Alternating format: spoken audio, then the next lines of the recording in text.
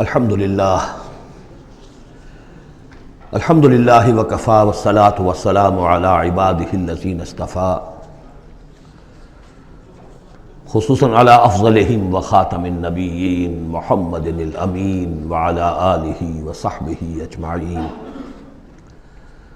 اما بعد فقد قال اللہ تبارک وتعالی کما ورد فی سورة المدثر اعوذ باللہ من الشیطان الرجیم بسم اللہ الرحمن الرحیم یا ایہا المدثر قم فانذر وربک فکبر وثیابک فطہر والرجز فاہجر ولا تمنن تستکثر ولربک فاصبر صدق اللہ العظیم رب اشرح لی صدری ویسر لی امری واحلل عقدۃ من لسانی یفقہوا قولی اللہم ربنا الہمنا رشدنا واعذنا من شرور انفسنا اللہم ارنا الحق حقا وارزقنا اتباعہ وارنا الباطل باطلا وارزقنا اجتنابہ اللہم ربنا زدنا ایمانا وہدا وعلما نافعا وعملا صالحا متقبلا اللہم ربنا آنس وحشتنا فی قبورنا وارحمنا بالقرآن العظیم اللہم اجعلہ لنا اماما ونورا وہدا ورحمہ اللہم ذکرنا منہ ما نسینا وعلمنا منہ ما جہلنا وارزقنا تلاوتہ آناء اللیل واطراف النہار واجعلہ لنا حجتا یا رب العالمین آمین۔ سورۃ المدثر کے بارے میں ایک روایت یہ بھی ہے کہ اس کی جو پہلی 7 آیات ہیں یہ پہلی وحی ہے جو حضور پر نازل ہوئی، اور یہ ایک چونکہ صحابی کی رائے ہے لہذا اس کو ذکر کرنا مناسب ہے، لیکن یہ کہ یہ کنسنسس جس پر ہے وہ یہی ہے کہ یہ پہلی نہیں ہے بلکہ پہلی وحی جو آپ پر آئی وہ سورہ علق کی ابتدائی 5 آیات ہیں۔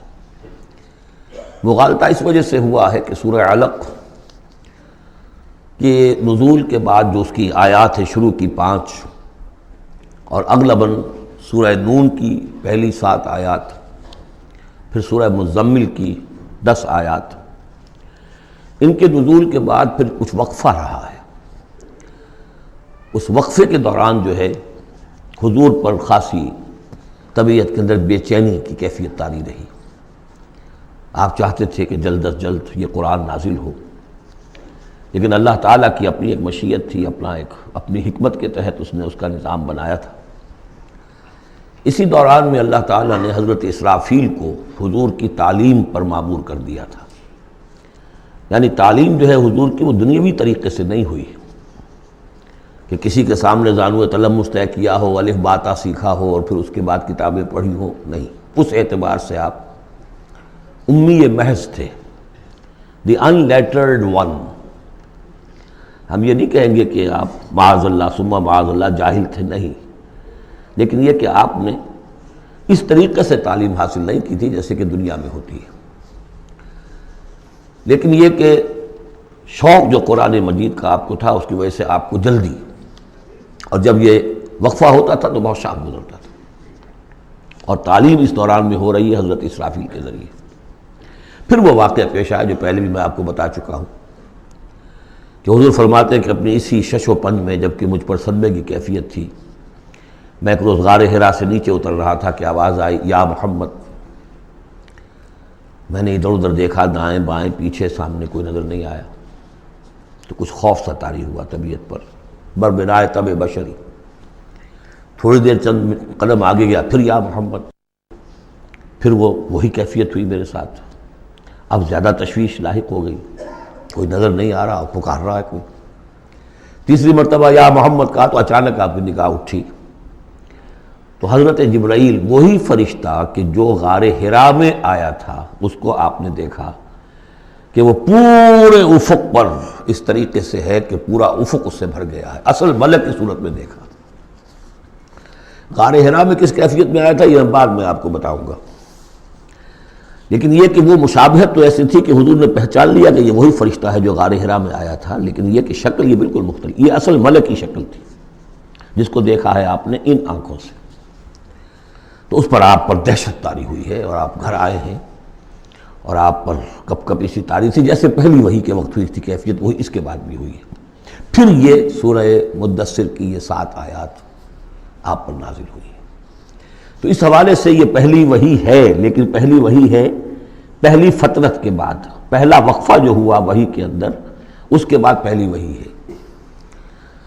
اور اس سے جیسا کہ میں آپ کو بتا چکا ہوں آغاز ہوتا ہے حضور کی رسالت کا، جبکہ سورہ علق سے آغاز ہوا ہے حضور کی نبوت کا۔ آغاز نہیں کہنا چاہیے، ظہور ہوا ہے۔ نبی تو پیدائشی طور پر نبی ہوتا ہے، لیکن ظہور کا وقت ہوتا ہے جبکہ پھر وحی کا آغاز ہو۔ تو ظہور نبوت جو ہے وہ ہے سورہ علق کی آیات سے، اور یہ ہے در حقیقت کہ جس سے کہ آپ کی رسالت کا آغاز ہوا۔ اس کا جوڑا تھا سورہ مزمل، وہ ہم نے پڑھ لیا۔ کم سے کم یہ چیز دیکھ لیجئے کہ ان دونوں کا بھی آغاز بالکل یا ایھا المزمل یا ایھا المدثر، اے کمبل میں لپٹ کر لیٹنے والے اور اے لحاف میں یا کسی اور کپڑے میں لپٹ کر لیٹنے والے، قم، وہاں بھی قم یہاں بھی قم، اب کھڑے ہو جاؤ۔ وہاں قیام اللیل، یہاں قیام النہار کہہ لیجئے اس کو، وہ رات کا قیام تھا، یہ دن کا قیام ہے۔ اس رات کے قیام سے آپ کے اندر روحانی ترقی کو بڑھانا مقصود تھا، تاکہ جو بھاری بوجھ آپ کے کندھوں پر یہ سورہ مدثر کی آیات کے حوالے سے آنے والا ہے، اگرچہ آپ معراج انسانیت میں پہلے سے فائز تھے، وَإِنَّكَ لَعَلَىٰ خُلُقٍ عَظِيمٍ، یہ تو ہم سورہ نون میں پڑھ چکے ہیں، لیکن یہ کہ اس بوجھ کو اٹھانے کے لیے عام انسانی اخلاق سے بھی بلندتر روحانی طاقت کی ضرورت تھی، اور وہ اسی طریقے سے پیدا ہو سکتی تھی کہ یہ قرآن مجید کو آپ خوب کوٹ کوٹ کر اپنے اندر اس کو داخل کیجئے، جذب کیجئے۔ رتل القرآن ترتیلا، ہیمر اٹ ڈاؤن۔ حالانکہ کتنا قرآن اس تک نازل ہوا تھا، مطلب repeat repeat and repeat and repeat, جیسے آپ زور زور سے کسی چیز کو ہیمر کرنے کے لیے ٹھوک رہے ہیں تو اس کو ہیمر کرتے ہیں۔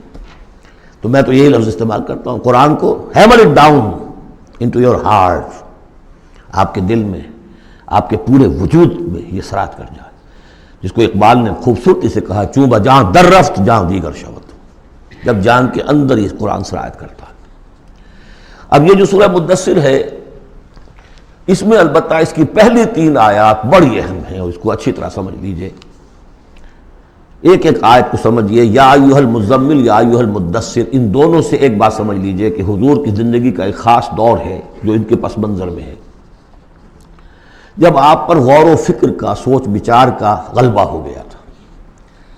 آپ ایک بڑے عملی انسان تھے، میں آپ کو بتا چکا ہوں، بچپن اسرت میں گزرا ہے، پھر لڑکپن، اور پھر اور جو ہے جس کو ہم کہتے ہیں ڈالوسنس، وہ بھی سخت مشقت میں گزری ہے۔ پھر آپ نے کاروبار کیا ہے تو ایک سمجھیے کہ ملازم کی حیثیت سے یا عامل کی حیثیت سے کیا ہے، سرمایہ آپ کے پاس تو تھا نہیں، سرمایہ دوسروں کا ہوتا تھا۔ پھر ایسا ہوا ہے کہ اللہ تعالیٰ نے حضرت خدیجہ رضی اللہ تعالیٰ عنہا کا جو رجحان پیدا کر دیا، شادی ہو گئی، تو کم سے کم یہ کہ دنیاوی اعتبار سے، مالی اعتبار سے آپ اب اطمینان بخش صورت پیدا ہو گئی۔ پھر آپ نے کاروبار کیا، کھل کر کاروبار کیا، لیکن اچانک حضرت عائشہ صدیقہ فرماتی ہیں جب آپ کی عمر شریف 40 برس کے لگ بھگ ہوئی تو آپ کے اندر خلوت گزینی محبوب ہو گئی، حبب الیہ خلا، ملنا جلنا اب طبیعت مائل نہیں ہے۔ پہلے ہم کہہ سکتے ہیں کسی طور سے ایکسٹروورٹ انداز بھی تھا، لیکن اب اس کا وہ بیلنسنگ پارٹ آ رہا ہے انٹروورٹ کا، اب غور و فکر اندرونی۔ میرے نزدیک ایک ہی فرد نوع بشر ہے جو کلیتاً بیلنسڈ ہے انٹروورٹ اور ایکسٹروورٹس کے درمیان، اور وہ محمد الرسول اللہ ہے، ایک ہی ہے۔ بہرحال اس پر جو دور آیا سوچ بچار کا، تو جو آپ غار حرا میں جا کر بیٹھتے تو کیا کرتے تھے؟ الفاظ حدیث میں آئے ہیں حضرت عائشہ سے جو منقول ہے، کانا یتحنس فی، وہاں کچھ عبادت کرتے تھے۔ اب عبادت کیا کرتے تھے؟ تو شارحین حدیث کا اس پر اتفاق ہے کہ کانا تحنس ہی تعبد ہی فی غار حرا التفکر والاعتبار، غور و فکر، سوچ بچار، یہ کیا ہے، معاشرے کی حالت کیا ہے، اخلاقی زوال کی انتہا ہے، اس پر غور و فکر کہ اسی عرصے میں پھر وحی آئی. اس پر ایک اور اس غور و فکر پر ایک تشویش، ایک بوجھ، ایک ذمہ داری کا احساس. یہ دو چیزیں جب مل گئیں تو اب آپ کی طبیعت میں جب کسی شخص کے اوپر اس طرح سے تفکر کا غلبہ ہو جائے، متفکر ہو جائے وہ، اور وہ پھر کہیں کمبل لیا لیٹ گئے، کہیں اور اسی طریقے سے، تو یہ جو سوچ بچار کا دور تھا اس کی گویا کہ تعبیر کی گئی یا ایھا المزمل قوم، اب کھڑے ہو جاؤ. یہ سوچ بچار کا دور اب ختم ہو جانا چاہیے. اب آپ کی عملی زندگی کا آغاز ہے. یا ایھا المدثر قم، وہ قیام اللیل، یہ قیام النہار. قیام النہار میں جو آپ کے ذمہ رسالت کی ذمہ داری ہے وہ کیا ہے؟ قم فانذر، خبردار کرو. اس پر ہم بہت غور کر چکے ہیں کہ نبی کی دعوت کے لیے سب سے اہم اصطلاح یہی ہے، انذار. سورہ انعام سے شروع ہو گیا تھا، قل اوحی الی ھذا القرآن لانذرکم بہ ومن بلغ، کہہ دیجئے یہ قرآن مجھ پر وحی کیا گیا ہے تاکہ میں اس کے ذریعے سے تمہیں خبردار کروں. تو خبردار کرنا کہ یہ نہ سمجھو کہ بس یہ جیسے حیوانات ہیں یہاں پیدا ہوئے، چرا چگا، ختم ہو گئے، نسیاں منسیہ ہو گئے. تم حیوان نہیں ہو، کچھ اور ہو. تمہارے اندر اللہ نے اپنی روح پھونکی ہے، عظیم ترین امانت کائنات کی، جسے نہ پہاڑ اٹھا سکے نہ آسمان اٹھا سکے. وہ امانت ہے جو تم نے اٹھائی ہے، اور اس امانت کی جواب دہی ہے، ذمہ داری ہے، اس کی اکاؤنٹیبلٹی ہے. تمہیں سب کو مرنے کے بعد اٹھا لیا جائے گا. واللہ لتموتن کما تنامون ثم لتبعثن کما تستيقظون ثم لتحسبن بما تعملون ثم لتجزون بالاحسان احسانا وبالسوء سوءا وانها لجنة ابدا او نار ابدا. یہ ہے انذار. نبی کی دعوت کا نقطۂ آغاز انذار آخرت. لیکن اس کا ہدف کیا ہے؟ اس کا ہدف جو ہے کوئی خانقاہی نظام بنانا نہیں ہے. اس کا ہدف صرف کوئی تعلیم و تعلم کا نظام قائم کرنا نہیں ہے. ہدف کیا ہے؟ ربک فکبر، اپنے رب کو بڑا کرو. کیا مطلب ہے؟ رب تو بڑا ہے، کیا بڑا کریں گے؟ اس کی بڑائی مانی نہیں جا رہی، اس کے خلاف بغاوت ہے. ظہر الفساد فی البر والبحر، اس کی بڑائی منواؤ، اس کی بڑائی نافذ کرو. اسی کے لیے یہی لفظ ہے، وہ نیوکلیس ہے جس سے کہ پھر یوں سمجھیے بیج ہے یا گٹھلی ہے جس سے کہ تمام الفاظ نکلے ہیں. اقامت الدین، دین کو قائم کرو. لِیُظْہِرَہُ عَلَى الدِّینِ کُلِّہ، تاکہ اس دین حق کو تمام کے تمام نظام دین پر، نظام زندگی پر نافذ کیا جائے، غالب کیا جائے. مختلف اصطلاحات ہیں. لِتَکُونَ کلمۃ اللہ العلیٰ، تاکہ اللہ کی بات سب سے اونچی ہو جائے. وَیَکُونَ الدِّینُ کُلُّہُ لِلَّہ، دین کل کا کل اللہ کے لیے. یہ سب کیا ہے؟ تکبیر رب. وَرَبَّکَ فَکَبِّر. تو یہ تین آیتیں اس اعتبار سے کہ حضور کا ایک خاص دور، تدبر، تفکر، پھر فکر مندی، یہ بھی بتا دیا تھا ورقہ ابن نوفل نے. اب دیکھیے انہیں صحابی نہیں سمجھا جاتا. کیوں؟ کہ ان کا انتقال فوراً ہو گیا تھا. اس کے بعد جب رسالت کا حکم آیا ہے اس وقت وہ موجود نہیں تھے. تصدیق کی ہے انہوں نے، نبوت کی تصدیق کی ہے. ان کا یہ وہی ناموس ہے. جب حضرت خدیجہ لے کر گئی حضرت ورقہ کے پاس کہ عمزاد میرے چچا کے بیٹے، ذرا دیکھیے یہ آپ کے بھائی کو کیا ہوا ہے، کیا تجربہ انہیں پیش آیا ہے. وہ کہا کیا تم نے دیکھا؟ آپ نے بیان کیا کہ ہاں یہ وہی ناموس ہے جو موسیٰ پر اور عیسیٰ پر نازل ہوا تھا، اور کاش کہ میں اس وقت تک زندہ رہوں جب تمہاری قوم تمہیں اس شہر سے نکال دے گی. تو اتنے پریشان ہوئے حضور، حیران ہوئے. اب مخرجیہم، کیا وہ مجھے یہاں سے نکال دیں گے؟ توقع ہی نہیں.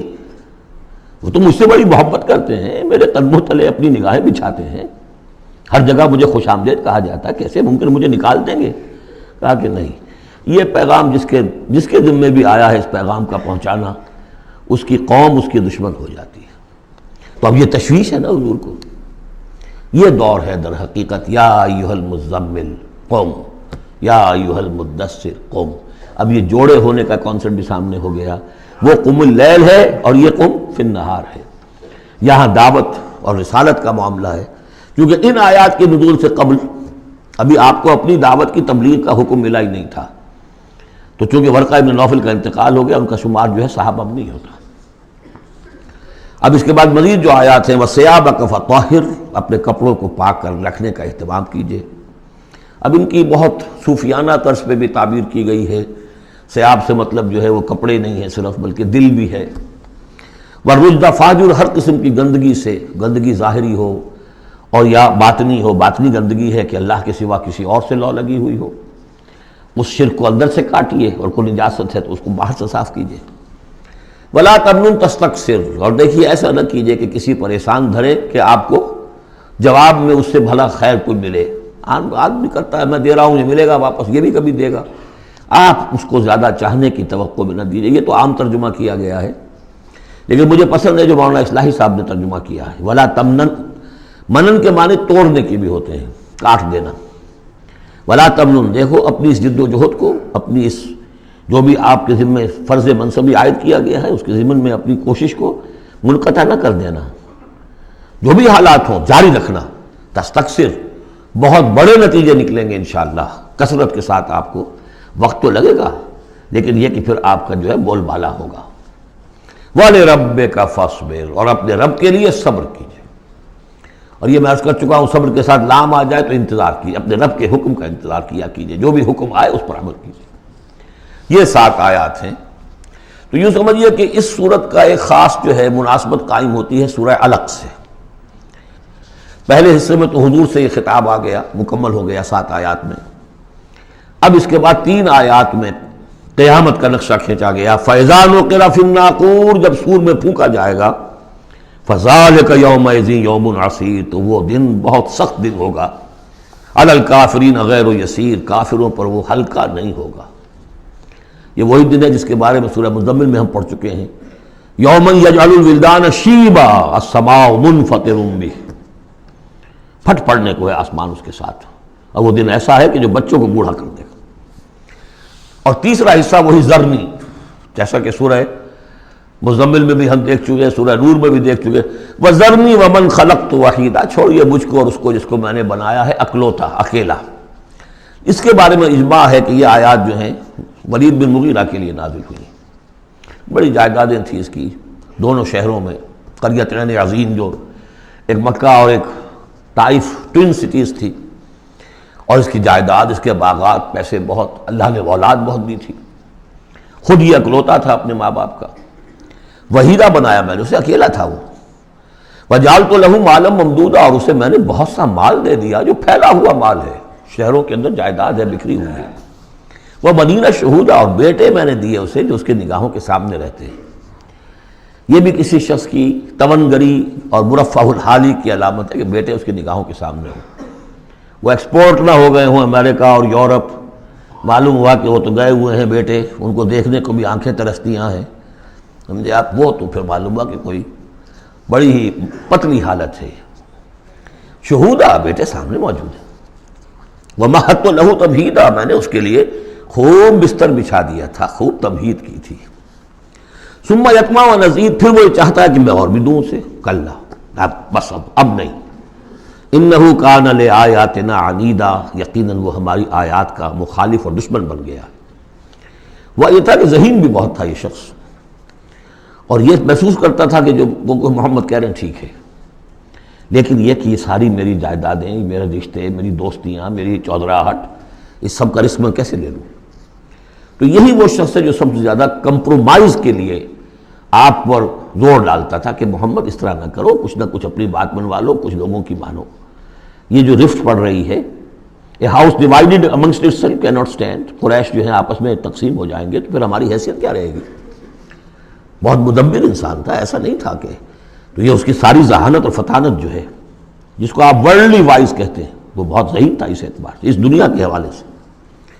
اور وہی شخص تھا، تو اس کا معاملہ یہ ہوا کہ ایک مرتبہ یہ کہیں گفتگو ہو رہی تھی بیٹھ کر چوپال میں کہ کیا کہیں ہم میں سے کوئی کہتا ہے یہ جادوگر ہے، کوئی کہتا ہے یہ شاعر ہے، باہر سے لوگ آتے ہیں، وہ جب سنتے ہیں مختلف قول تو وہ پریشان ہو جاتے ہیں، وہ سمجھتے ہیں کہ یہ خود پریشان ہے، جب یہ مختلف الخیال ہیں تو چلو میں خود جا کے اس شخص سے مل کر دیکھوں وہ کیا ہے۔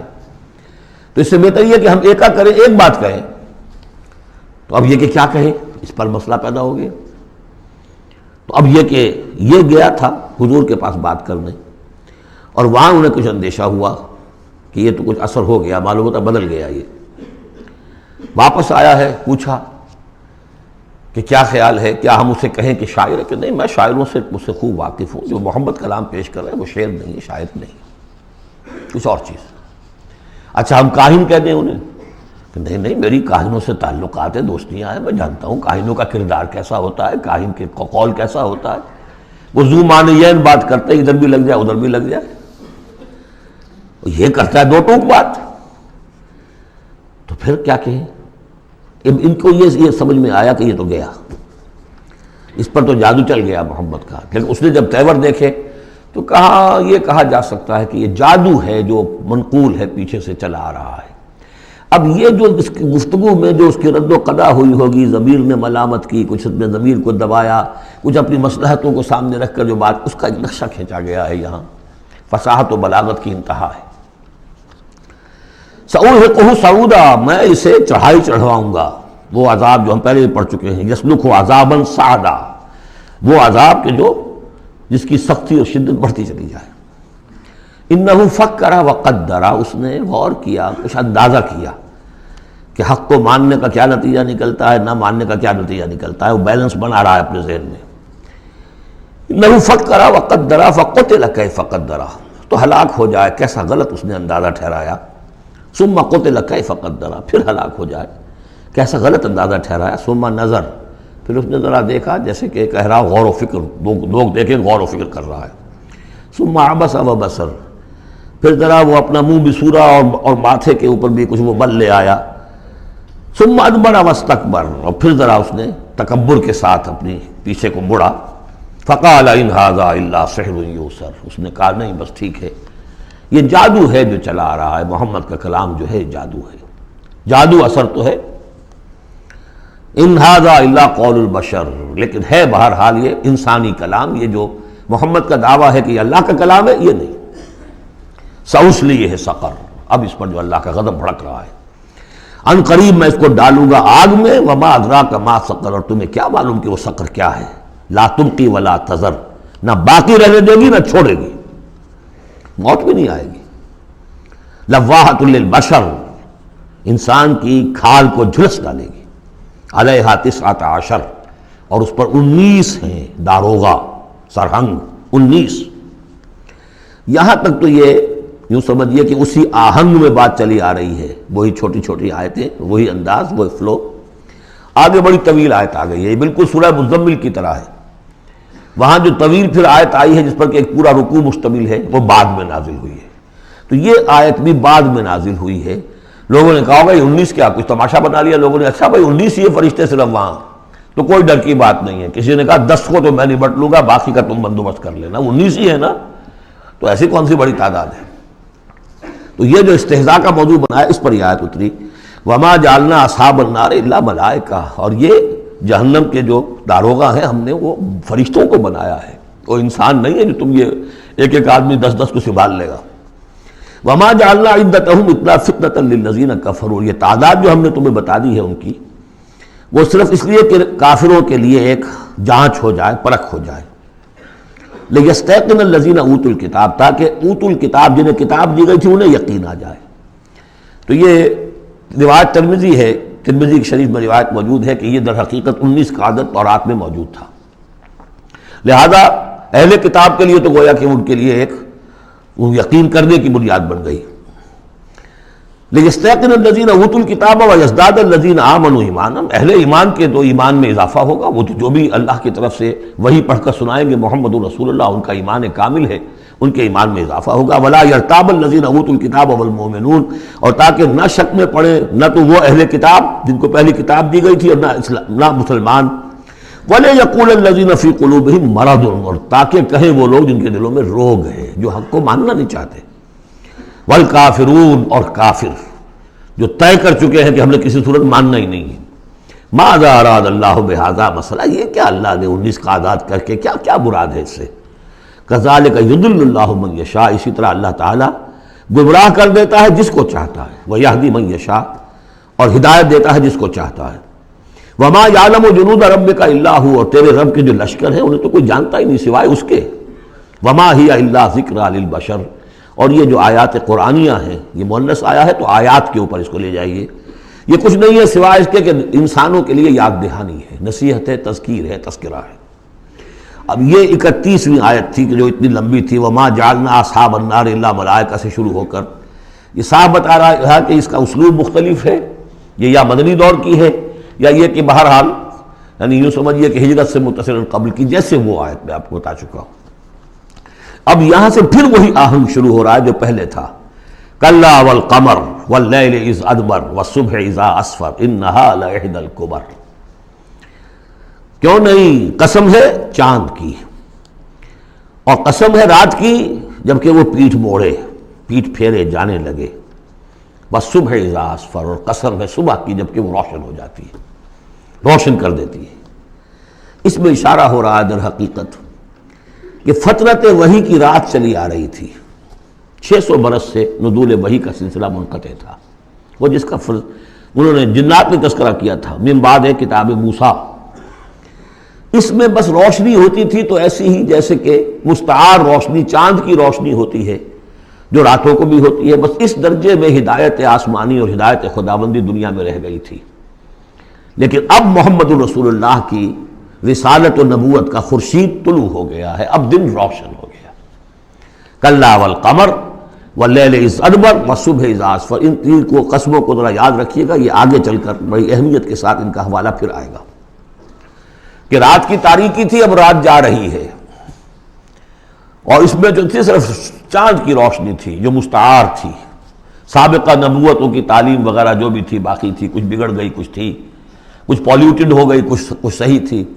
اب سورج طلوع ہو گیا، والصبح اذا اسفر انہا لإحدی الکبر، اور اب یہ ایک بہت بڑی باتوں میں کی ایک بات ہے.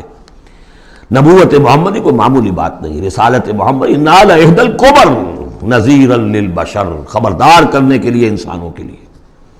لمن شاء منکم ان یتقدم او یتأخر، جو بھی تم میں سے چاہے کہ وہ آگے بڑھے یا پیچھے رہ جائے. ابو بکر آگے بڑھے، ابو لہب پیچھے رہ گیا، ہمیشہ کے لیے پیچھے رہ گیا. حمزہ اور عمر ذرا تھوڑی دیر کے بعد آ گئے، درجات تھے. لمن شاء منکم ان یتقدم او یتأخر، جو بھی تم میں سے چاہے تقدم کرے، آگے بڑھے، صدیقیت کا مقام حاصل کر لے. جو شخص چاہے ذرا اور تھوڑی دیر انتظار کر کے آئے گا، والذین تبعوہم بإحسان کے درجے میں آئے گا، سابقون الاولون کے درجے سے نکل جائے گا. اور پھر کیا کہ اس کے بعد ایسے بھی ہوں گے کہ جن کو بالکل ہمت ہی نہیں ہوگی، وہ واقعتاً مستقل طور پر کفر میں رہ گئے. لمن شاء منکم ان یتقدم او یتأخر کل نفس بما کسبت رہینہ، ہر جان جو کچھ کہ اس نے کمایا ہے اس کے عوض رہن ہے، اسے وہ چیز اب وصول کرنی ہوگی. الا اصحاب الیمین، سوائے ان کے کہ جو داہنے والے ہوں گے، جنہیں دیا جائے گا ان کا اعمال نامہ داہنے ہاتھ میں. فی جنات یتساءلون، وہ جنتوں میں ہوں گے، ایک دوسرے سے پوچھتے ہوں گے عن المجرمین، گناہ گاروں کے بارے میں. ما سلککم فی سقر، تم لوگوں کو کس چیز نے جہنم میں ڈالا، تم لوگ کیوں اس جہنم کے اندر پڑے.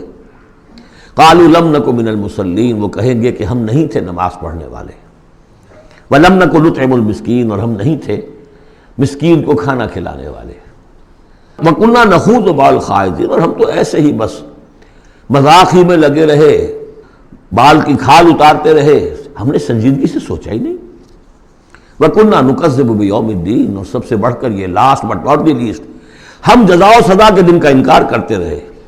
حتیٰ أَتَانَا الْيَقِينُ، یہاں تک کہ موت کا وقت آ گیا. فَمَا تَنْفَعُهُمْ شَفَاعَةُ الشَّافِعِينَ، تو اب ان کے لیے ہرگز نفع بخش نہیں ہوگی شفاعت کرنے والوں کی کوئی شفاعت. فَمَا لَهُمْ عَنِ التَّذْكِرَةِ مُعْرِضِينَ، تو کیا ہو گیا ان کو، یہ تذکرہ، یہ ذکر، یہ قرآن جو محمد پیش کر رہے ہیں صلی اللہ علیہ وسلم، اسے اعراض کیوں کر رہے ہیں. کأنہم حمر مستنفرہ، حمر مستنفرہ، ایسے ہیں کہ جیسے یہ گدھے ہیں جو بلک گئے ہیں. فرت من قسورہ، شیر کو دیکھا ہو، کبھی آپ نے دیکھا ہوگا ٹیلی ویژن وغیرہ پر، تو افریقہ کا نقشہ دکھایا جاتا ہے کہ ذرا شیر کی آہٹ دیکھتے ہیں اور پھر زیبرے جس طرح بھاگتے ہیں دمڑ دمڑ دمڑ کرتے ہوئے، ان کا پورا غول جو ہوتا ہے، تو وہ ہے اصل میں کہ یہ لوگ جو ہے اس طریقے سے کأنہم حمر، وہ زیبرے بھی گدھے ہی ہے نا. کأنہ حمر مستنفرہ فرت من قسورہ، کسی شیر کو دیکھ کر وہ بھاگتے. بل یرید کل امرئ منہم ان یؤتی صحفا منشرہ. اب یہ ان کا استہزائیہ انداز تھا کہ محمد تم کہتے ہو کہ ہمارا حساب کتاب ہوگا، ہم میں سے ہر ایک کو کیوں نہیں دے دیے جاتے ہمارے اعمال نامے، یا یہ کہ یہاں سے مراد یہ ہے کہ جو کتاب تمہارے پاس آئی ہے تو ہمیں کیوں نہیں کتاب دے دی گئی؟ کھلے ہوئے صحیفوں میں ہم میں سے ہر شخص کے پاس کتاب آ جاتی. کلا بل لا یخافون الآخرہ، ہرگز نہیں، یہ جو باتیں بنا رہے ہیں یہ اس لیے کہ آخرت کا خوف نہیں ہے ان کے دل میں. جب آخرت کا خوف نہ رہے تو جو باتیں چاہو بناؤ. جیسے وہ کہتے ہیں کہ بے حیا باش و ہر چے خواہی کن، ایک دفعہ حیا کا پردہ اٹھا دو پھر جو چاہو کرو. کلا انہ تذکرہ، ہرگز نہیں، یہ تو بس ایک یاد دہانی ہے، نصیحت ہے. فمن شاء ذکرہ، جو چاہے اس سے نصیحت اخذ کر لے. وما یذکرون الا ان یشاء اللہ، اور یہ نہیں اس سے نصیحت اخذ کر سکیں گے کوئی بھی مگر یہ کہ اللہ چاہے. ہوا اہل التقوی و اہل المغفرہ، وہ ڈرنے کے لائق بھی ہے اور وہی مغفرت کا مجاز بھی ہے، جس کو چاہے وہ مغفرت کر سکتا ہے. اہل التقوی و اہل المغفرہ، یہ ہے سورہ مدثر. اب آگے چلیے، جوڑا آ رہا ہے سورۃ القیامہ اور پھر اس کا جوڑا ہے سورۃ الدہر. بسم اللہ الرحمن الرحیم. لا اقسم بیوم القیامہ ولا اقسم بالنفس اللوامہ ایحسب الانسان ان لن نجمع عظامہ. یہ سورت جو ہے بہت ہی حسین اور بہت منفرد سمجھیے کہ نمائندہ ایک سورت ہے قرآن مجید کی. اس کا جو خطاب کا انداز ہے، جو میں نے شروع میں آپ کو جو انٹروڈکٹری لیکچرز دیے تھے کہ اس کا اسلوب جو ہے وہ خطابت کا ہے. قرآن کو ہم کہہ سکتے ہیں کہ it's a collection of divine orations، اللہ تعالیٰ کے خطبات، مجموعہ خطبات الہیہ. تو مختلف مواقع پر جیسے کہ خطیب کو خطبہ دیتا ہے تو اس طریقے سے اللہ تعالیٰ نے یہ صورتیں نازل کی ہیں. حضور پڑھ کر سناتے تھے تو آپ کا انداز بھی خطیبانہ ہوتا تھا. حدیث میں آتا ہے کہ جب آپ خطبہ دیتے تھے تو آپ کی آواز بلند ہو جاتی تھی، اعلیٰ صوتہ احمرت عیناہ، آنکھیں سرخ ہو جاتی تھی. اور آپ اس طریقے سے خطبہ دیتے تھے جیسے کہ کوئی سپہ سالار اپنے فوجیوں کو للکار رہا ہے، بڑھا رہا ہے کہ لڑو اور آگے بڑھو، یہ انداز ہوتا تھا. تو اس طرح کا خطبہ اس میں آپ دیکھیں گے. ابھی بات ایک طرف ہو رہی ہے، ابھی کسی اور طرف ہو گئی، کبھی کسی تحویل الخطاب، اس کے لیے بہت. پھر یہ کہ 4-6 آیتیں آئیں گی ایک خاص قسم کے آہنگ میں، خاص قسم کے قوافی تو ہم کو نہیں کہنا چاہیے، تو یہ آتے ہیں وہی انہی حروف پر صورتیں ختم ہو رہی ہیں، وہی سٹائل ہے. پھر کچھ سٹائل بدلے گا، پھر 4-6 صورتیں اس دوسرے انداز کی ہوں گی، پھر 4-6 تیسرے انداز کی ہوں گی. تو یہ آپ صورت جو ہے فصاحت و بلاغت میں بھی فلو بے انتہا ہے اور خطیبانہ انداز، اور اس میں تحویل الخطاب. پس منظر میں کیا ہے کہ وہ لوگ ہیں کہ جو انکار کریں کوئی قیامت نہیں ہو سکتی، کیسے ممکن ہے کہ جب کہ انسان مر چکے ہوں گے اور مٹی ہو جائیں گے پھر اٹھا دیا جائے، یہ ممکن نہیں ہے. تو اس کا جواب ہے جو دیا جا رہا ہے. لا اقسم بیوم القیامہ، لا یہاں پر ان کے خیالات کی نفی نہیں، میں قسم کھاتا ہوں قیامت کے دن کی. تمہیں شک ہے اور مجھے اتنا یقین ہے کہ میں قسم کھا رہا ہوں قیامت کے دن کی. ولا، اور پھر نہیں، اقسم بالنفس اللوامہ، میں قسم کھاتا ہوں نفس لوامہ کی. نفس لوامہ کون سا نفس ہے انسان میں جسے ہم ضمیر کہتے ہیں، کانشنس، ملامت کرنے والا دل. مائی کانشنس از بائٹنگ می، میرا ضمیر مجھے ملامت کر رہا ہے. کوئی آپ برا کام کرتے ہیں تو ضمیر اندر سے کوئی شے ہے، تو کیوں ہے یہ؟ اگر کوئی نیکی نہیں، بدی نہیں، تو یہ اندر کی خرش کیوں ہو جاتی ہے؟ اور اگر یہ نیکی ہے اور بدی ہے تو کوئی اس کا نتیجہ نکلنا چاہیے کہ نہیں؟ یعنی پہلی آیت جو ہے وہ تو اسی طرح کی ہے جیسے سورہ تغابن میں ہم نے پڑھا تھا، قل بلا وربی لتبعثن ثم لتنبؤن بما عملتم. اس میں دلیل کوئی نہیں ہے، اذعان ہے. ایک شخص اپنے یقین کو دلیل کے طور پر پیش کر رہا ہے اور یہ اس پر سارا دار و مدار ہے. کون شخص ہے ایسا شخص کہ جس سے کبھی کوئی جھوٹ کا تجربہ کسی کو نہیں ہوا، وہ کہہ رہا ہے. سیرت و کردار جو ہے محمد رسول اللہ کی، وہ گویا کہ دلیل کی حیثیت رکھتی ہے اس قول کے پیچھے. لا اقسم بیوم القیامہ ولا اقسم بالنفس اللوامہ، یہ تمہارے اندر موجود ہے قیامت کی دلیل، تمہارا ضمیر، تمہارا کانشنس. ایحسب الانسان ان لن نجمع عظامہ، کیا انسان یہ گمان کرتا ہے ہم اس کی ہڈیاں جمع نہیں کر سکیں گے؟ بلا قادرین، کیوں نہیں، ہم پوری طرح قادر ہیں. علی ان نسوی بنانا، یہاں کنہ محذوف سمجھنا چاہیے. بلا کنہ قادرین علی ان نسوی بنانا، بس کہ ہم اس کی ایک ایک پور کو برابر کر دیں گے. بل یرید الانسان لیفجر امامہ، اصل سبب جو ہے آخرت کے انکار کا وہ یہ ہے کہ انسان چاہتا ہے کہ فسق و فجور جس کا عادی ہو گیا اسے جاری رکھے، حرام خوری چھوڑنی نہیں، جس عیش کا خوگر ہو گیا ہوں اس کو چھوڑ نہیں سکتا، قیامت کو مانوں گا تو پھر دیکھنا پڑے گا کیا غلط ہے کیا صحیح ہے، کیا جائز ہے کیا ناجائز ہے۔ اس لیے جیسے کہ بلی کو دیکھ کر کبوتر آنکھ بند کر لے، اب ظاہر بات ہے کہ وہ بلی تو نہیں ختم ہو جائے گی، تو در حقیقت یہ قیامت سے آنکھیں چراتے ہیں، آنکھیں بند کر رہے ہیں، اس لیے کہ انہیں پتا ہے کہ ہم نے کیا آگے بھیجا ہے اور آگے بھی کرنے کا وہی ارادہ ہے۔ بل یرید الانسان لیفجر امامہ یسأل ایان یوم القیامہ، پوچھتا ہے بڑے استہزائی انداز میں، اچھا جی کب ہوگا یہ قیامت کا دن؟ تو جواب بھی اسی انداز میں ہے، یوم ہم علی النار یفتنون کی طرح۔ فرمایا فاذا برق البصر، جب وہ قیامت آئے گی نگاہیں چدھیا جائیں گی، خسف القمر، چاند بے نور ہو جائے گا، یا یہ کہ چاند دھس جائے گا سورج کے اندر، وجمع الشمس والقمر، اور سورج اور چاند یکجا کر دیے جائیں گے۔ یہ جو ہے کشش ثقل کا جو باہمی ثقل ہے ان کروں کا، اس کے نظام میں ذرا سی کہیں گڑبڑ ہو اور پھر تو یہ سب کے سب ایک دوسرے سے ٹکرائیں گے۔ فَإِذَا بَرِقَ الْبَصَرُ وَخَسَفَ الْقَمَرُ وَجُمِعَ الشَّمْسُ وَالْقَمَرُ يَقُولُ الْإِنسَانُ يَوْمَئِذٍ أَيْنَ الْمَفَرُّ، یہی انسان اس دن کہے گا ہے کوئی جگہ بھاگ جانے کی؟ کلا، نہیں، لا وزر، کوئی ٹھکانہ نہیں ہے۔ اِلَىٰ رَبِّكَ يَوْمَئِذٍ الْمُسْتَقَرُّ، اس دن تو تمہیں اپنے رب ہی کے حضور میں جا کھڑے ہونا ہے۔ يُنَبَّأُ الْإِنسَانُ يَوْمَئِذٍ بِمَا قَدَّمَ وَأَخَّرَ، اور جتلا دیا جائے گا انسان کو اس دن جو کچھ اس نے آگے بھیجا ہوگا جو پیچھے چھوڑا ہوگا۔ ہم اعمال نیک ہوں یا بد ہوں اس کا کچھ حصہ آگے بھیج دیتے ہیں اپنی زندگی میں، کچھ اس کے پیچھے جو اثرات چلتے ہیں اس کا حساب بھی بعد میں جاری رہتا ہے، وہ ڈیبٹ کریڈٹ جو ہے ہمارے کھاتے میں ہوتا رہے گا۔ تم نے یہ نیک کام شروع کیا تھا، آگے آگے پھیل رہا ہے، تو جو اور اس کام میں شریک ہے ان کا اجر بھی رہے گا، وہ پورا رہے گا، ان کے اجر میں سے کمی نہیں ہوگی، لیکن اتنا ہی حساب آپ کے کام میں بھی درج ہوتا رہے گا۔ اسی طریقے سے کسی نے برا کام شروع کیا تھا، جب تک جہاں تک اس کے اثرات جائیں گے تو انسان کو بتا دیا جائے گا یہ تو آپ نے اپنی موت سے پہلے آگے ہی بھیج دیا تھا، یہ تو آپ کے وہ اعمال ہیں، اور یہ ذرا وہ ہے پیچھے اس کے جو اثرات ہیں۔ بل الانسان علی نفسہ بصیرہ، اور انسان کو تو جتلانے کی ضرورت بھی نہیں ہوگی کہ بتایا جائے، ہر انسان کو خود معلوم ہوگا کہ میں کتنے پانی میں ہوں۔ انسان اپنے نفس پر خود بصیرت رکھتا ہے۔ وَلَوْ أَلْقَىٰ مَعَاذِيرَ، چاہے کتنے ہی وہ بہانے پیش کرے۔ ہوتا ہے کہ انسان کوئی شخص جو ہے بڑا چرب زبان ہے اور وہ اپنے آپ کو بالکل ریشنلائز کر لیتا ہے اپنے طرز عمل کو، میں نے ٹھیک کیا، صحیح کیا، کوئی غلط بات نہیں ہے، کوئی عذرات موجود ہیں، تو معترضین کی تو زبان بند ہو جاتی ہے، اب کچھ نہیں کہہ سکتے، لیکن یہ کہ اس کا دل اس کو بتا رہا ہوتا ہے کہ تو جھوٹا ہے۔ بل الانسان علی نفسہ بصیرہ ولو القیٰ معاذیرہ لا تحرک بہ لسانک لتعجل بہ، عجلت والا مضمون یہ بالکل ابتدا میں یہاں آیا تھا۔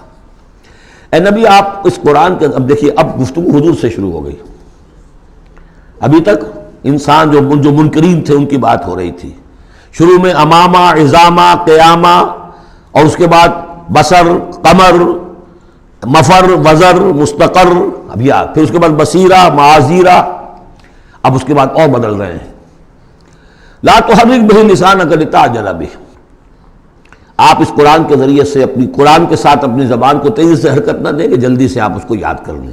ان علینا جمعہ وقرآنہ، ہمارے ذمے ہے اس کو جمع کر دینا اور پڑھوا دینا، جمع بھی کر دینا کہ اس میں سے کوئی حصہ جو ہے آپ بھولیں نہیں، اور قرآن بھی اس کی ترتیب بھی ہم بتاتے جائیں گے کہ اب جو وہی آئی ہے اس کو کہاں رکھنا ہے تاکہ اس کی ترتیب معین ہو جائے۔ فَإِذَا قَرَأْنَاهُ فَاتَّبِعْ قُرْآنَهُ، پھر جب ہم پڑھوائیں اس کو جس ترتیب سے اسی کی پیروی کیجیے گا۔ یہ ترتیب وہ ہے ترتیب مصحف جس کے تحت کے قرآن مرتب کیا گیا، اور ہم مانتے ہیں کہ یہ ترتیب نزول کی نہیں ہے، نزول کے ساتھ ہی اللہ تعالیٰ کا حکم آتا تھا کہ اب یہ وہی فلاں جگہ ہوگی۔ ثم ان علینا بیانہ، پھر ہمارے ذمے ہے اس کو واضح کر دینا بھی، جیسے کہ ہم دیکھ چکے ہیں قرآن مجید کی تبیین کرتا ہے۔ سورہ نساء میں دو احکام کے بارے میں آئے گا، یستفتونک، اور حالانکہ وہ حکم آ چکا ہے سورہ نساء میں پہلے، لیکن لوگوں نے سوال کیا قل اللہ یفتیکم فی الکلالہ، تو جاؤ اللہ واضح کر دیتا ہے، تم پر ابھی واضح نہیں ہوئی کلالہ کی بات، لو واضح کر دیتا ہے۔ تو قرآن کے اندر بھی بعد میں واضح کر دی گئی چیزیں، اور یہ کہ پھر حدیث جو ہے سب سے بڑی شے ہے کہ جو اس کی بیان کرنے والی ہے. وہ جو انزلنا الیک الذکر لتبین للناس ما نزل الیہم، یہ ذکر ہم نے اے محمد آپ پر نازل کیا ہے تاکہ آپ واضح کریں اس کو ان لوگوں کے لیے جن کے لیے ہم نے اسے نازل کیا ہے. نازل آپ پر کیا ہے، صرف آپ کے لیے تو نہیں کیا ہے آپ پر نازل کیا ہے لوگوں کے لیے. اب ان کو واضح کرنا، اس کے اندر کہیں اگر کوئی اشکال ہو تو اسے حل کرنا، کہیں کوئی اگر اجمال ہے تو اس کی تفصیل بیان کرنا، یہ آپ کا کام. کلا بل تحبون العاجلہ، کوئی نہیں، تمہارا اصل مرض یہ ہے کہ تم عاجلہ سے محبت کرتے ہو، یہ اس دنیا کی زندگی سے محبت کرتے ہو. دیکھیے اب پھر خطاب شروع ہو گیا کفار سے. وتذرون الآخرہ، اور آخرت کو تم چھوڑ دیتے ہو، نظر انداز کر دیتے ہو. وجوہ یومئذ ناظرہ، حالانکہ بہت سے چہرے اس دن ہوں گے تر و تازہ. میدان قیامت میں کھڑے ہوں گے تو جیسے اسکول چلڈرن کھڑے ہوتے ہیں اپنا رزلٹ سننے کے لیے، تو بعضوں کے چہرے کھلے ہوتے ہیں، پہلے سے معلوم ہے انہیں کیا کچھ کر کے آئے تھے، اور بعض کے چہروں کے اوپر دھواں ہے، اس لیے ہے کہ انہیں پتا ہے کہ کیا ہی کچھ نہیں تھا، فیل تو ہونا ہی ہونا ہے. تو چاہے اب رزلٹ ڈکلیئر نہیں ہوا، رزلٹ ان کے چہروں پر لکھا ہوا ہے. تو وجوہ یومئذ ناظرہ، بہت سے چہرے ہوں گے تر و تازہ، الی ربہا ناظرہ، اپنے رب کی طرف دیکھتے ہوئے. اس میں بعض لوگوں نے یہ کہا ہے کہ ناظرہ سے مراد ہے انتظار کر رہے ہوں گے اپنے رب کی رحمت کا، اس لیے کہ رؤیت باری تعالیٰ جو ہے وہ تو ممکن نہیں ہے کہ میدان حشر میں ہو جائے. لیکن میرے نزدیک انہی حضرات کی رائے زیادہ صائب ہے جو سمجھتے ہیں کہ رؤیت ہوگی. اہل ایمان کو عین میدان حشر میں بھی ایک درجے کی رؤیت باری تعالیٰ سے مشرف کیا جائے گا. یہ مضمون آ جائے گا سورہ مطففین میں، واضح ہو جائے گا. اس کے برعکس وجوہ یومئذ باسرہ، بہت سے چہرے ہوں گے اس روز سوکھے ہوئے، اترے ہوئے، اداس.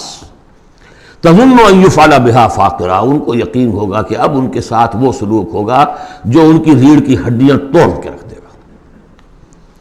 کلا اذا بلغت التراقی، اب ایک نقشہ دکھایا جا رہا ہے. ایک تو بڑی قیامت ہے، فاذا برق البصر وخسف القمر وجمع الشمس والقمر یقول الانسان یومئذ این المفر. ایک تو وہ ایک قیامت ہے جو فرد کی قیامت ہے، موت جب آتی ہے، قیامت صغریٰ. کلا اذا بلغت التراقی، جب یہ جان آ کے پھنس جاتی ہے ہنسلیوں میں. وقیل من راق، کہا جاتا ہے کوئی جھاڑ پھونک کرنے والا. بڑے بڑے ریشنلسٹ بھی اس مرحلے پر آ کر، بابا ڈاکٹروں نے جواب دے دیا، حکیموں نے جواب دے دیا، چلو کوئی تعویذ گنڈا کچھ ہو کہیں سے، کوئی جھاڑ پھونک کوئی تو ہو، کسی طریقے سے ہو. تو آخری درجے میں وہ بھی انسان چیخ پکار کر لیتا ہے. قیل من راق، ہے کوئی جھاڑ پھونک نہ کرنے والا. وظن انہ الفراق، اور گمان ہو گیا اس کو کہ اب تو فراق ہے، جانا ہے. یہ گھر بھی چھوڑنا ہے جو بڑے چاؤ سے بنایا تھا، اور یہ آل اولاد کو بھی چھوڑ کر جانا ہے. والتفت الساق بالساق، اور وہ جو جان کندنی کا عالم ہوتا ہے تو پنڈلی پنڈلی سے لپٹ رہی ہے، جان نکلنی شروع ہوتی ہے جسم کے نچلے حصے سے. الی ربک یومئذ المساق، اس دن تو تمہیں اپنے رب ہی کی طرف دھکیلے جانا ہے. پھر بدل گئے قوافی. فلا صدق ولا صلی، تو نہ اس نے تصدیق کی نہ نماز پڑھی. ولیکن کذب وتولی، بلکہ جھٹلا دیا اور پیٹھ موڑ لی. تصویر لفظی ہے جو نقشہ اس وقت ہوتا تھا. ثم ذهب الی اہلہ یتمطیٰ، اور پھر چلا اپنے گھر والوں کے پاس اکڑتا ہوا جا رہا ہے. حضور کی بات کو تو نظر انداز کر دیا. امشو، چلو چلو یہاں سے. واسبروا علی آلہتکم، صبر کرو، جا کے جمے رہو اپنے آلہہ پر. ذهب الی اہلہ یتمطیٰ اولیٰ لک فاولیٰ ثم اولیٰ لک فاولیٰ. افسوس ہے تجھ پر، اور افسوس ہے تجھ پر، اور پھر افسوس ہے تجھ پر، اور پھر افسوس ہے تجھ پر. ایحسب الانسان ان یترک سدی، کیا انسان یہ سمجھتا ہے کہ اسے یوں ہی چھوڑ دیا جائے گا؟ کوئی باز پرس نہیں، کوئی حساب کتاب نہیں، کوئی جواب طلبی نہیں، کوئی اجر نہیں، کوئی سزا نہیں، کوئی جزا نہیں. الم یکن نطفۃ من منی یمنیٰ، کیا نہیں تھا وہ ایک گندے پانی کی بوند جو ٹپکائی گئی. ثم کان علقا، پھر وہ ایک جونک کے مانند تھا کہ جو رحم مادر کی دیوار کے ساتھ چمٹی ہوئی تھی. علقۃ فخلق فسویٰ، پھر اسی کو اس نے بنایا، اسی میں نقش و نگار بنا دیے، اسی میں آنکھیں آ گئیں، اسی میں کان آ گئے، اسی میں کیا کیا بنایا. فی ظلمات ثلاث، تین پردوں کے اندر. فجعل منہ الزوجین، اسی سے بنا دیے، کسی کو نر، کسی کو مادہ، کسی کو مؤنث، کسی کو مذکر. الیس ذلک بقادر علی ان یحیی الموتیٰ، عقل کے اندھو یہ سوچو وہ ہستی جو یہ سب کچھ کر رہی ہے وہ اس پر قادر نہیں ہوگی کہ مردہ کو زندہ کر دے؟ جو تمہارا مشاہدہ ہے گندے پانی کی ایک بوند سے، افلاطون بھی اسی سے آ گیا، اور بقراط بھی، اور سقراط بھی، اور ظاہر بات ہے انبیاء بھی وہیں سے آئے ہیں۔ کہاں سے آئے ہیں؟ ایک ہی استثناء ہے نا حضرت عیسیٰ علیہ السلام کا، باقی تو سب کہاں سے آئے؟ وہیں سے آئے۔ سارے اولیاء اللہ کہاں سے آئے؟ وہیں سے آئے۔ گندے پانی کی بوند، اس سے کیا کچھ وہ بناتا ہے؟ تو تمہارا یہ خیال ہے کہ وہ مردہ کو زندہ نہیں کر سکے گا، اتنا عاجز ہو گیا۔ فَعَيِّنَا بِالْخَلْقِ الْأَوَّلِ بَلْ هُمْ بِالْخَلْقِ الْجَدِيدِ۔ اس کے بعد جیسا کہ یہ سوال ہے، بلا کیوں نہیں؟ پروردگار یقیناً الیس ذالک بقادر بلا نشہد انک قادر علی ان تحیی الموتى، ہم اس پر گواہ ہیں۔ سورۃ الدہر۔ اب دیکھیے جس مضمون سے سورہ قیامہ ختم ہوئی تھی جوڑا وہاں سے شروع ہو رہا ہے۔ بسم اللہ الرحمن الرحیم۔ هل اتى علی الانسان حین من الدہر لم یکن شیئا مذکورا، کیا انسان پر نہیں آیا تھا ایک وقت ایسا بھی، اس دہر میں سے، اس زمانے میں سے انسان نکلا ہے نا۔ قلزم ہستی سے تو ابرا ہے مانند حباب، تو قلزم ٹائم، اس ٹائم کا بھی ایک بہت بڑا سمندر ہے، اسی سے ہم ابھر کر آئے ہیں۔ هل اتى علی الانسان حین من الدہر لم یکن شیئا مذکورا، قابل ذکر شے ہی نہیں تھا وہ، کوئی پسند کرتا ہے اس کو ذکر کرنا؟ اب کیا کرے، قرآن میں تو لفظ آتا ہے، اس کو ہمیں ترجمہ کرنا پڑتا ہے، ورنہ ظاہر بات ہے کہ آدمی پسند بھی نہیں کرتا کہ اس کا ذکر کیا جائے۔ اس چیز سے لم یکن شیئا مذکورا، وہ شے جو زبان پہ لانے کے لائق نہیں ہے، اس سے پیدا کیا گیا۔ انا خلقنا الانسان من نطفۃ امشاج، ہم نے انسان کو پیدا کیا ہے ملے جلے نطفے سے۔ اب بتائیے کہ اس کو کیا سمجھا ہوگا پہلے جبکہ معلوم نہیں تھا؟ امشاج، ملا جلا، مرد کی طرف سے سپرمیٹوزوان آ رہا ہے، ماں کی طرف سے اووم آ رہا ہے، ان دونوں کے اجتماع سے پھر وہ زائگوٹ وجود میں آتا ہے، نبتلی ہے، اور پھر اس کو ہم مختلف ادوار میں سے گزار رہے ہیں، نطفہ اور علقہ اور مضغہ، ہم الٹتے پلٹتے رہے اسے، یا اس کا یہ مطلب یہ بھی ہے کہ ہم نے یہ تخلیق کی ہے اسے جانچنے کے لیے، پرکھنے کے لیے، ابتلا کے لیے۔ فَجَعَلْنَاهُ سَمِيعًا بَصِيرًا، پھر ہم نے اس کو بنا دیا سننے والا، دیکھنے والا۔ اِنَّا هَدَيْنَاهُ السَّبِيلَ، اور پھر ہم نے اسے راہ سجھا دی۔ فطرت کے اندر وہ راہ کی ہدایت موجود ہے، ایمان ہے ہماری روح کے اندر۔ هَدَيْنَاهُ السَّبِيلَ، ہم نے وہ راستہ دکھایا ہوا ہے اس کو، اندھا بہرا نہیں بھیجا دنیا کے اندر، ایک اسے ظاہری آنکھ دی ہے، ایک باطنی آنکھ بھی دی ہے اسے، روح پھونکی ہے اس میں۔ اِنَّا هَدَيْنَا السَّبِيلَ، اور اس کے بعد اس کو آزادی دے دی، اما شاکرا و اما کفورا، چاہے تو شکر گزار بن کر زندگی گزارے اور چاہے ناشکرا ہو کر، البتہ ان دونوں حالتوں میں انجام مختلف ہوگا۔ اِنَّا أَعْتَدْنَا لِلْكَافِرِينَ سَلَاسِلَ وَأَغْلَالًا وَسَعِيرًا، کافروں کے لیے ہم نے تیار کر رکھی ہے زنجیریں اور توق اور دہتی ہوئی آگ۔ اس کے برعکس ان الابرار یشربون من کاس کان مزاجھا کافورا، ہمارے نیکوکار بندے جو ہوں گے وہ پئیں گے اس پیالے میں سے جس میں کافور کی ملونی ہوگی، شراب طہور اور اس میں کافور ملی ہوئی۔ عین یشرب بہا عباد اللہ یفجرونہا تفجیرا، اور یہ چشمہ ہوگا جس کے پاس بیٹھ کر، جس کے کنارے بیٹھ کر پئیں گے اللہ کے بندے، اور وہ اس چشمے کو جس طرح چاہیں گے اپنے اپنے علاقوں کے اندر اس کی شاخیں نکال کر لے جائیں گے۔ یوفون بالنذر، وہ نذر کو پورا کرتے ہیں۔ وَيَخَافُونَ يَوْمًا كَانَ شَرُّهُ مُسْتَطِيرًا، اور ڈرتے رہتے ہیں اس دن سے جس کا کہ شر پھیل جانے والی شے، قیامت کا دن۔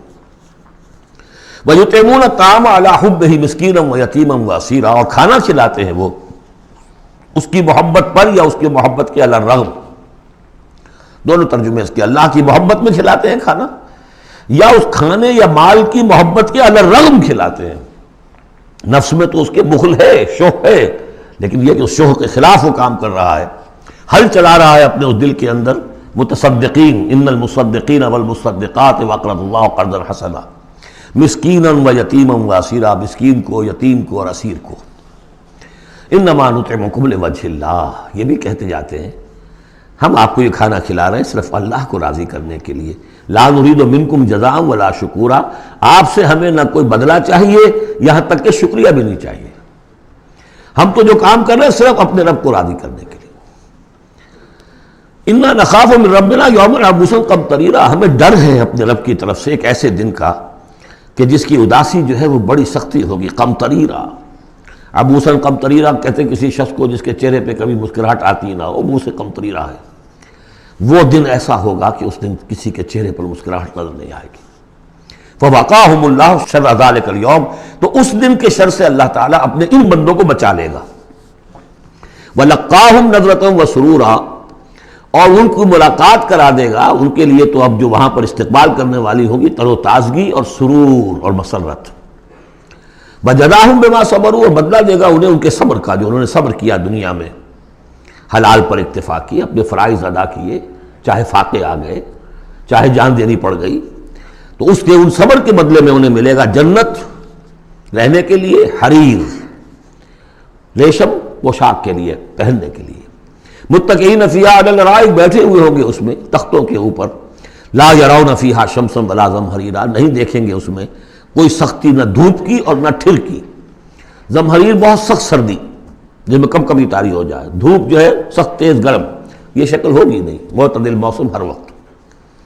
بدانیۃ علیہم ظلالھا، اور اس کے جو سائے ہیں وہ ان کے اوپر پھیلے ہوئے ہوں گے، جھکے ہوئے ہوں گے. وذللت قطوفھا تذلیلا، اور درختوں کے جو خوشے ہوں گے پھلوں کے وہ بھی نیچے کی طرف لٹکے ہوئے ہوں گے. ویطاف علیہم بآنیۃ من فضۃ واکواب کانت قواریر، اور ان پر گردش میں ہوں گے لوگ جو بھی ان کے خادم ہوں گے، وہ ایسے برتن لے کے کہ جو چاندی کے ہوں گے، اور ایسے آب خورے یا کپ کہ جو شیشے کے بنے ہوں گے، لیکن یہ شیشہ نہیں ہوگا. قواریر من فضۃ، چاندی ایسی ہوگی کہ جس کے تھرو آپ دیکھ سکیں، وہ چاندی جو ہے ہوگی چاندی لیکن شیشے کے مانند. قواریر من فضۃ قدروھا تقدیرا، جس کو کہ بڑے اس کے پیمانے اور ماپ بنا کر رکھے گئے ہیں، ان لوگوں نے بنا دیے. وَيُسْقَوْنَ فِيهَا كَأْسًا كَانَ مِزَاجُهَا زَنْجَبِيلًا، پلائے جائیں گے اس میں وہ جام کہ جس میں ملونی ہوگی سونٹھ کی. عَيْنًا فِيهَا تُسَمَّىٰ سَلْسَبِيلًا، یہ بھی ایک چشمہ ہوگا جنت میں جس کا نام ہے سلسبیل. وَيَطُوفُ عَلَيْهِمْ وِلْدَانٌ مُخَلَّدُونَ، اور ان پر ہر وقت گردش میں رہیں گے ان کے وہ لڑکے، وہ چھوکرے، وہ ان کے بوائز، ان کے خادم جو ہمیشہ اسی عمر کے اسی شکل میں رہیں گے. اذا رأیتہم حسبتہم لؤلؤا منثورا، اور وہ بھی جب تم انہیں دیکھو گے محسوس کرو گے کہ جیسے یہ تو لؤلؤا موتی ہے بکھرے ہوئے، وہ بھی نہایت خوبصورت ہوں گے. وَإِذَا رَأَيْتَ ثَمَّ رَأَيْتَ نَعِيمًا وَمُلْكًا كَبِيرًا، جہاں بھی دیکھو گے وہی دیکھو گے کہ نعمتیں ہی نعمتیں ہیں اور بڑی بادشاہی ہے جو اللہ نے دے دی ہے اپنے ان نیک بندوں کو. عالیہم ثیاب سندس خضر واستبرق، ان کے اوپر ہوں گے کپڑے باریک ریشم کے، سبز واستبرق، اور گاڑھے کے. نیچے کے جسم کے لیے گاڑھا لباس اور اوپر کے لیے باریک لباس. وَأَحُلُّوا أَسَاوِرَ مِن فِضَّةٍ، اور انہیں کنگن پہنائے جائیں گے چاندی کے. وَسَقَاهُمْ رَبُّهُمْ شَرَابًا طَهُورًا، اور پلائے گا انہیں ان کا پروردگار پاک مشروب شراب جو پاک ہوگا. إِنَّ هَذَا كَانَ لَكُمْ جَزَاءً، اور کہا جائے گا یہ آپ لوگوں کا بدلہ ہے. وَكَانَ سَعْيُكُمْ مَشْكُورًا، اور یقیناً آپ کی جد و جہد، آپ کی بھاگ دوڑ دنیا میں جو آپ نے کی اللہ کے لیے، اللہ کے دین کے لیے، وہ سفل ہوئی، مقبول ہو گئی، اس لیے آپ کو یہ چیزیں بدلے میں ملی. اِنَّا نَحْنُ نَزَّلْنَا عَلَيْكَ الْقُرْآنَ تَنزِيلًا، اے نبی ہم نے آپ پر اس قرآن کو اتارا ہے بطرز تنزیل، تھوڑا تھوڑا کر کے. فَاصْبِرْ لِحُكْمِ رَبِّكَ، بس انتظار کیجئے اپنے رب کے فیصلے کا، یعنی آپ جلدی نہ کیجئے. یہ وہاں اس کے مقابلے میں آ گیا وَلَا تُحَرِّكْ بِهِ لِسَانَكَ لِتَعْجَلَ بِهِ إِنَّ عَلَيْنَا جَمْعَهُ وَقُرْآنَهُ، ہم نے اسے بطور تنزیل ہی نازل کرنا ہے، تو آپ ذرا انتظار کیا کیجئے رب کا. وَلَا تُطِعْ مِنْهُمْ عَاصِمًا أَوْ كَفُورًا، اور یہ جو کشاکش اب شروع ہو رہی ہے اس میں بھی آپ کو بہت صبر کرنا پڑے گا، نہ صرف قرآن کے لیے صبر کرنا پڑے گا ان تمام اس سارے کشاکش میں، لیکن یہ کہ آپ کسی گناہگار اور ناشکرے کی بات سنیے ہی نہ، ان کی باتوں پر دھیان ہی نہ دیجیے. وَاذْكُرِ اسْمَ رَبِّكَ بُكْرَةً وَأَصِيلًا، اور اپنے رب کے نام کی مالا جپا کیجئے صبح شام. وَمِنَ اللَّيْلِ فَاسْجُدْ لَهُ، اور رات کے ایک حصے میں اس کے لیے سجدہ کیا کیجئے. وَسَبِّحْهُ لَيْلًا طَوِيلًا، اور رات کے بڑے حصے میں تسبیح کیجئے. یہ وہی حکم چلا رہا ہے ابھی، ابتدائی دور کا ہے چونکہ، تو ابتدائی دور میں تو یہ نمازیں 5 وقتہ نہیں تھے، سارا معاملہ رات ہی کا تھا. سورہ مزمل سے چلا آ رہا ہے معاملہ. قم اللیل الا قلیلا نصفہ وانقص منہ قلیلا او زد علیہ ورتل القرآن ترتیلا، تو لیلا طویلا. بعد میں جب 5 وقتہ نماز کا نظام آ گیا، پھر اب اس کو مختصر کر کے تہجد، اور وہ بھی سب کے لیے نہیں، وہ بھی حضور کے لیے فرمایا نافلۃ لک ومن اللیل فتہجد بہ نافلۃ لک، حضور کے لیے تو وہ بھی بمنزلہ فرض تھی، لیکن باقی لوگوں کے لیے نفل ہے، وہ جو چاہیں کریں، لیکن حضور کے لیے بھی وہ نفل جو ہے وہ فرض کے حکم میں ہے، یعنی نفلی فرض ہے، وہ اضافی فرض ہے کہ باقی سب نمازیں فرض ہیں ہی ہے، ایک اضافی فرض ہے آپ کے لیے نافلۃ لک، باقی سب کے لیے وہ نفل ہے۔ ان ہؤلاء یحبون العاجلۃ ویذرون وراءہم یوما ثقیلا، یہ لوگ اصل میں دنیا کو محبت، دنیا سے محبت کرتے ہیں۔ دیکھیے وہی مضمون آ گیا جو سورہ قیامہ میں، کلا بل تحبون العاجلۃ وتذرون الآخرہ وجوہ یومئذ ناظرۃ الی ربہا ناظرہ۔ تو ان ہؤلاء یحبون العاجلۃ ویذرون وراءہم یوما ثقیلا، یہ محبت کرتے ہیں اس عاجلہ سے، اس نقد زندگی سے، فوری زندگی کو، اور چھوڑے بیٹھے ہوئے ہیں جو ان کے پیچھے ایک بڑا بھاری دن آنے والا قیامت کا دن، اس کا تصور نکالا ہوا ہے۔ یوما یجعل الولدان شیبا السماء منفطر بہ وراءہم یوما ثقیلا، جو ان کے پیچھے بھاری دن ہے۔ نحن خلقناہم وشددنا اسرہم، ہم نے ہی ان کو تخلیق فرمایا اور ان کے جوڑ خوب مضبوط باندھے ہیں۔ وَإِذَا شِئْنَا بَدَّلْنَا أَمْثَالَهُمْ تَبْدِيلًا، جب چاہیں گے ان جیسے اور لے آئیں گے ان کو بدل کر۔ یہ تیسرا مقام ہے کہ جس سے دلیل یہ ملتی ہے کہ جب باعث بادل موت ہوگا تو ہم جیسے ہمارا جسم ہے ویسا ہی جسم ہمیں دیا جائے گا۔ باقی وہ مفہوم بھی اس میں لوگ نکالتے ہیں کہ اللہ چاہے تو کسی ایک قوم کو ہٹائے دوسری کو لے آئے، لیکن میرے نزدیک چونکہ تخلیق کے ساتھ ہے یہ، اس لیے نحن خلقناہم وشددنا اسرہم، پہلے جو ہم نے بنایا ان کے جوڑ بند ہم نے مضبوط کیے ہیں۔ وَإِذَا شِئْنَا بَدَّلْنَا أَمْثَالَهُمْ تَبْدِيلًا، ایسے ہی اور بنائیں گے۔